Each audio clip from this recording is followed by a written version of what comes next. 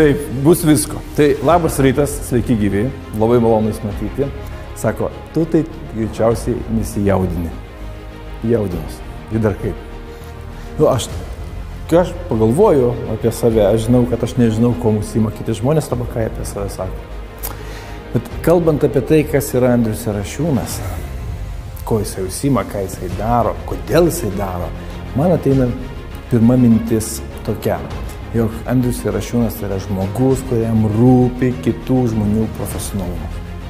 Profesionalumas viešam kalbėjime, profesionalumas dėrybose, profesionalumas pardavimuose, profesionalumas priiminėjant svarbius atsakingus sprendimus. Dirbant su komanda, dirbant savo organizacijai, dirbant vardant savo asmeninių tikslų. Kaip tai aš darau?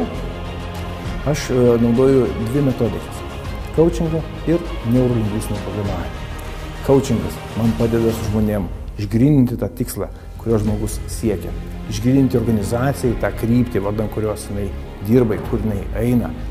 Dirbti su komanda, kaip su vientisu vienetu, o NLP technikos man padeda rasti būdus, kaip lengviau, greičiau tiek asmeniai, tiek organizacijai pasiekti tikslų.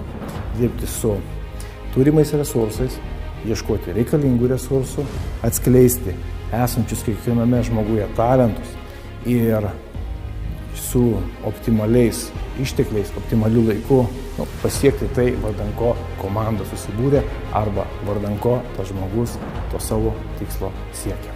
Ir aš dažnai girdžiu, kai eina kalba apie mokytojus, sako, visi tie mokytojai kažkokie tai.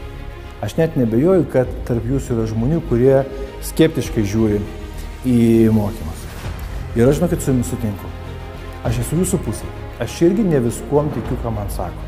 Bet jeigu man patinka tos idėjos, kai man patinka tos idėjos, kurios mane kabina, aš jas noriu išbandyti. Išbandyti, patirti ir tada jas pritaikyti savo tolimesnėje veikloje. Taigi, mėlyjeji, kyla klausimų. Klauskite, abejojate, tikrinkite, smalsaujate, rašykite, susisiekite, dalyvaukite. Iki malonaus. Noriu Andrių palinkėti toliau, turėti daug seminarų ir tokių puikių kaip šiandien. Noriu padėkoti Andriui.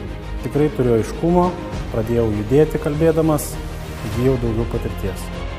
Tai didžiulis žingsnis bent jau man į priekį, nugalint scenos baimę, viešai kalbėti. Tai didelis ačiū Andriui, linkiu sėkmės ir dar tokių pat seminarų kitiems.